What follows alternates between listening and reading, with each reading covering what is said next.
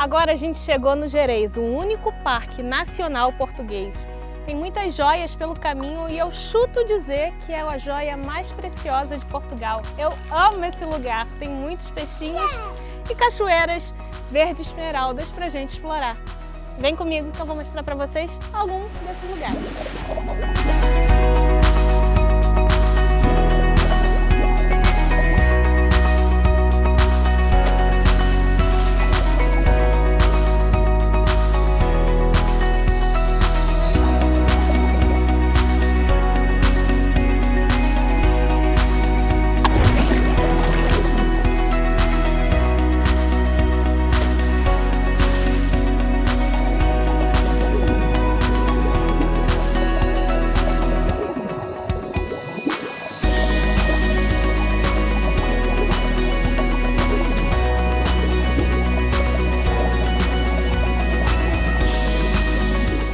O Parque Nacional Peneda Gerês abrange um território extenso. Esta área protegida forma um conjunto com o Parque Natural Espanhol da Baixa Línia, Serra do Xurés. Constituído com este desde 1997, o Parque Transfronteiriço Gerês-Xurés.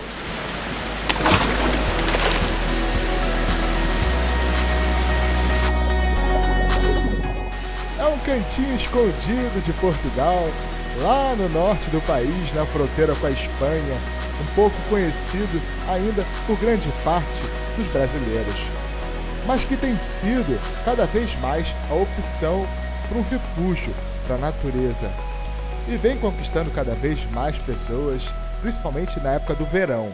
É um dos lugares preferidos por nós aqui, por esse mundão.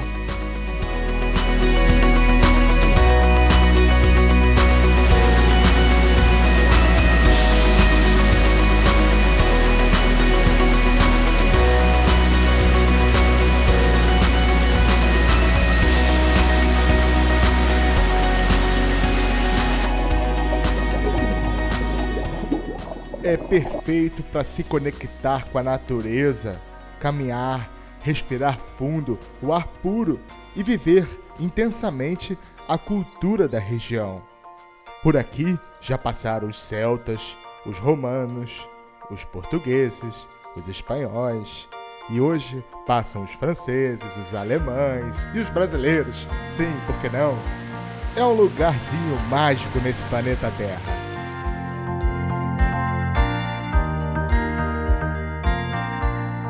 E se você quiser mesmo viver intensamente o lugar, a região tem que dormir pelo menos uma noitezinha sequer. Eu sei que Portugal é pequenininho, mas você vai descobrir que você vai precisar de 3 meses, pelo menos, para poder conhecer toda a essência que o país pode oferecer. Então, a gente escolheu a Casa do Azevinho. É um alojamento local e aqui todos os detalhes importam e fazem total diferença.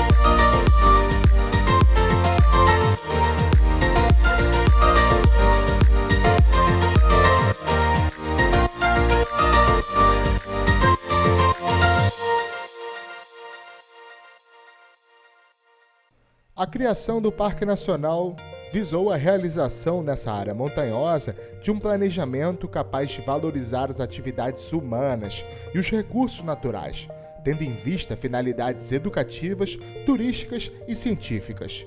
No fundo, tratava-se de conservar solos, águas, a flora e a fauna, assim como também preservar a paisagem nessa vasta região.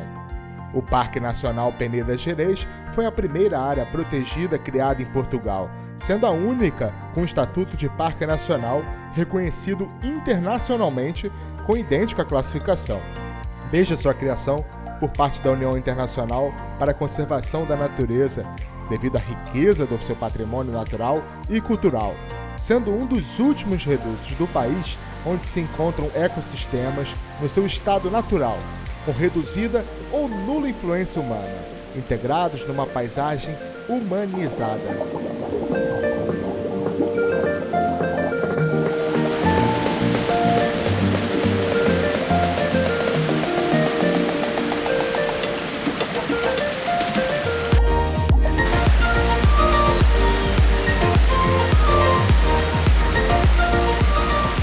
Agora a gente está em uma das cachoeiras mais famosas aqui do Gerês, a cachoeira do Taici.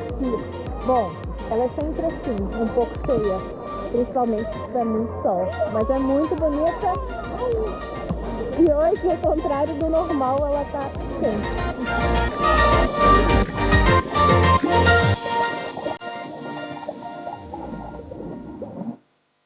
A grande quantidade de vales é aproveitada pelos rios, dando lugar a uma rede hidrográfica de grande densidade, composta por um conjunto de afluentes e subafluentes que correm, de um modo geral, por vales agudos de encostas escarpadas. Curiosos povoados, a arquitetura dos socalcos, paradas de espigueiros, a frescura dos prados de lima animam um quadro em que a ruralidade ainda está presente. Todos esses aspectos proporcionam agora atividades turísticas em franco desenvolvimento. No fundo dos vales, o espaço agrícola, ora verdejante, ora castanhado, reflete o ritmo das culturas ao longo do ano. Subindo as encostas surgem as bolsas e matos que asseguram a lenha, bem como o pasto e o material para a cama do gado. Nas zonas mais altas encontram-se as grandes extensões destinadas ao pastoreio extensivo. As construções erguem-se sobre os afloramentos rochosos, libertando os solos mais férteis para a atividade agrícola. O enriquecimento da paisagem com formas construtivas estendeu-se através dos muros, levadas, calçadas, pontões, espigueiros, moinhos, abrigos de pastor. E vejam só, o santuário Senhora da Peneda foi construído bem ao lado da montanha, do lado da cachoeira. Esse dia não estava tão forte assim, não dava para perceber. Mas tem uma cachoeira que corre ali que nos meses mais chuvosos fica muito, muito bonito. E nós seguimos o nosso caminho, conduzidos pelos guias experientes da Your Tours.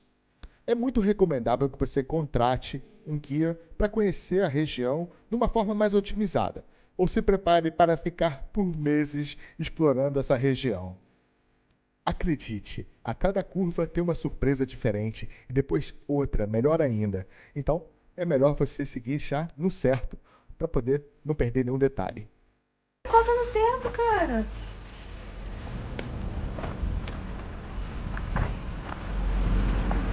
Não tem como ter cocô aqui em cima. Não tem como. Ali, ó. Antigamente se via as horas ali. Ó, Sabia? aquilo ali é um relógio. Relógio? Relógio O de relógio sol. era assim. Aquilo ali, deixa eu te explicar. Relógio e celular? Deixa eu te explicar. Não tinha relógio no celular. Presta atenção, deixa eu te explicar. Tá vendo aquela varinha ali que tá ali pra lá? Aquela varinha faz sombra. Dependendo da posição da sombra, é a hora que tá marcando ali. E como é que a sombra é formada? A sombra é formada pelo sol. E quando bate ali, dá pra saber qual é a posição do sol. Mas a noite não vai funcionar. Não, a noite não funciona. Aí a noite. Mas a gente viu as horas à noite. E aí? À noite não tinha como saber. A luz faz assim e o sol aparece. Mas às vezes tem a luz e o sol ao mesmo tempo. Grudados? É porque o sol ilumina tanto que a gente não consegue ver a lua. Tanto que a gente tira a mão na noite. Tanto que a gente não consegue ver as estrelas. Agora estão lá. Mas elas estão sempre lá. Cuidado com o cocô. E por aqui, nessas aldeias, tem alguns habitantes que circulam por aí. As vaquinhas do Gerês, que deixam o seu rastro de... enfim, o Emmanuel tá um pouquinho preocupado, ele tem razão em ficar preocupado, mas faz parte do ambiente, faz parte de se conectar diretamente. todos os sentidos com o Gerês.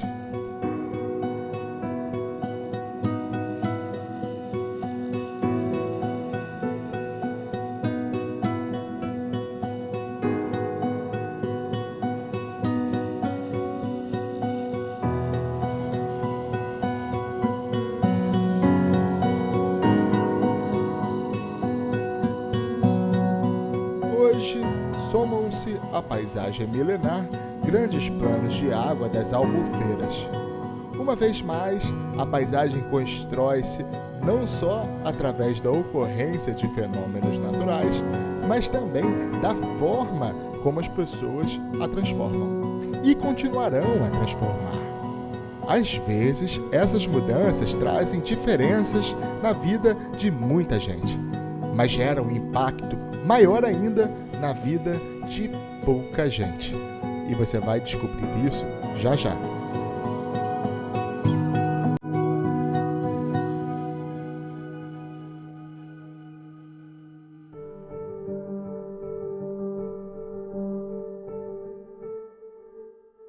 Eu disse que algumas mudanças podem ter um impacto muito grande para algumas pessoas. E foi isso que aconteceu com o Vilarinho das Furnas. A aldeia inteirinha ficou inundada pela represa. A história se mantém viva através do museu em Terras de Bouro. E tudo isto aqui é o que está hoje coberto de água. A água que vocês viram é o que está em cima de tudo o que está apresentado nesta fotografia, incluindo a aldeia. Aqui temos um excerto de uma obra, Requiem por Vilarinho da Furna, uma aldeia afundada, de Manuel Dias Azevedo Antunes, em que fala, portanto, de quando os habitantes foram obrigados a sair. Temos ali o êxodo do povo vilarinho, localiza-se entre setembro de 1969 e outubro de 1970. Portanto, no período de um ano, os habitantes foram obrigados a sair, a procurar novas terras, a transferir os móveis, aquilo que tinham. E por um acaso não teve ninguém que falou assim, eu vou ficar aqui até a última hora. Ficaram até a última hora. Portanto, mas foi afogado? Não. Ninguém foi afogado, mas saíram mesmo antes de ser aberto. Portanto, se começar a encher tudo de água, e lá está, como diz ali, foi durante um ano que as pessoas saíram. Eram 57 famílias que levaram durante o período de um ano, alguns mais resistentes que só saíram mesmo na rega final. Essas 57 famílias viviam de forma autossuficiente e haveria uma distribuição de tarefas dentro da comunidade. Eram isolados de todo Portugal. Tinham suas próprias regras e seus próprios ideais. Por isso, essa questão é muito polêmica. Por aqui está o museu, com a história contada, para que cada um tire a sua própria conclusão.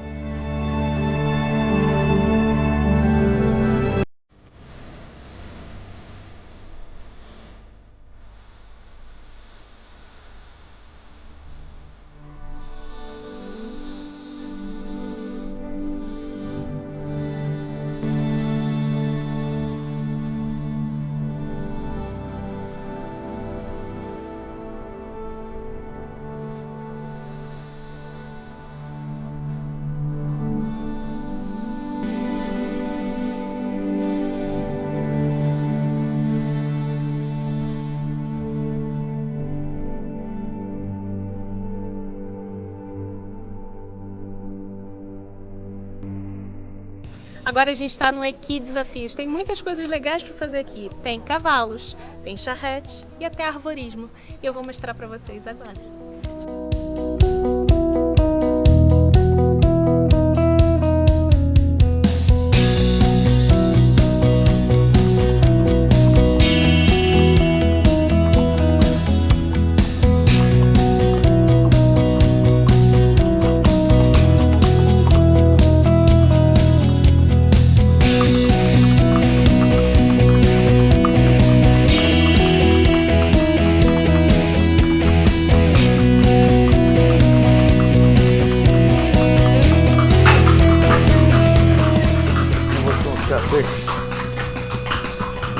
Vamos lá? Tá quase para pegar a luva. Quase pra pegar uva. Acho que em você então já dá pra pegar uva.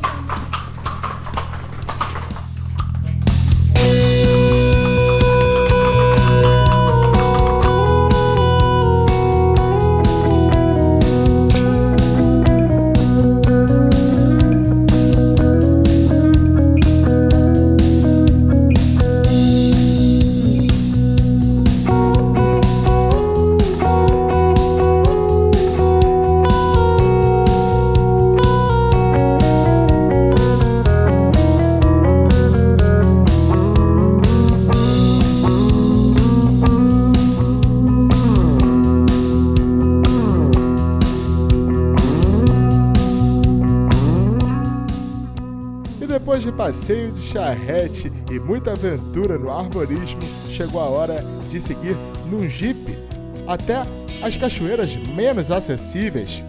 Como é que eu vou pra aí, rapaz? Estamos aqui no Parque Nacional Peneda Gerês mais uma vez, porque a gente não se cansa de falar do Gerês. É um paraísozinho que tem aqui em Portugal e, mais uma vez, aqui no Gerês. Quero saber se isso já é o treinamento para a próxima temporada. Não sei se na próxima temporada ou se vai ser uma temporada inteira, mas quem sabe? Quer saber? Fica ligado.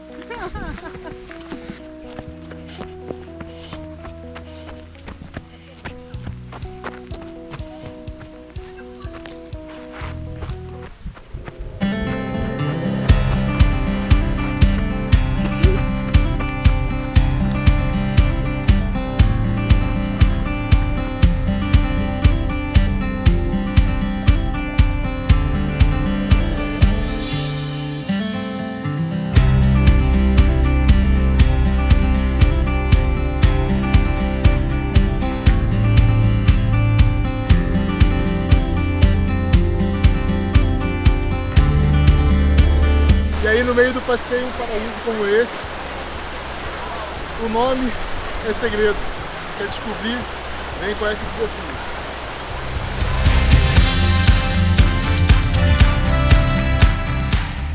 E se você acompanha o nosso programa, já sabe da passagem dos romanos por essa região. Por aqui passava a Geira, que ligava Astorga a Brácara Augusta. Eu falei dela no primeiro episódio dessa temporada. E aqui estão os marcos miliários, construídos pelos romanos.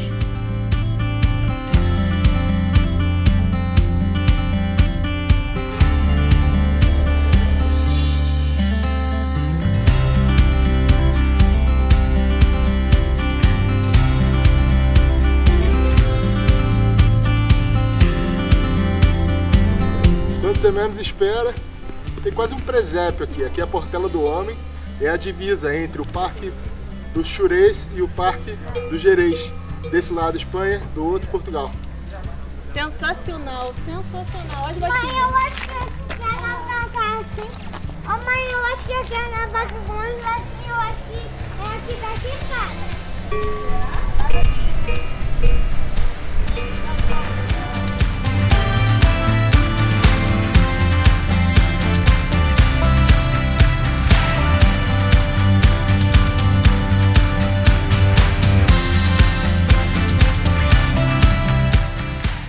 Mais uma vez, se você acompanha a gente por aqui, sabe que quando a gente gosta, a gente volta.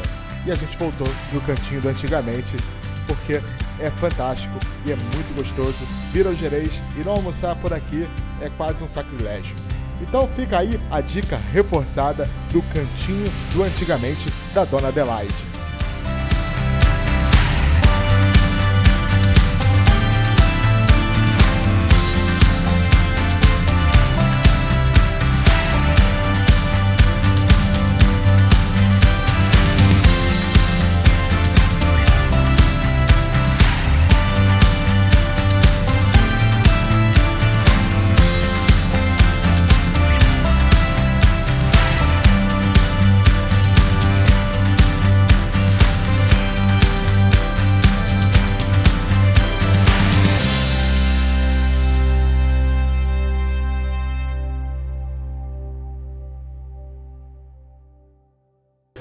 Quando o lugar é bom, a gente volta. Na segunda temporada vocês viram aqui o cantinho do antigamente. Agora a gente está aqui de novo, comendo essas delícias e passeando pelo Gerês.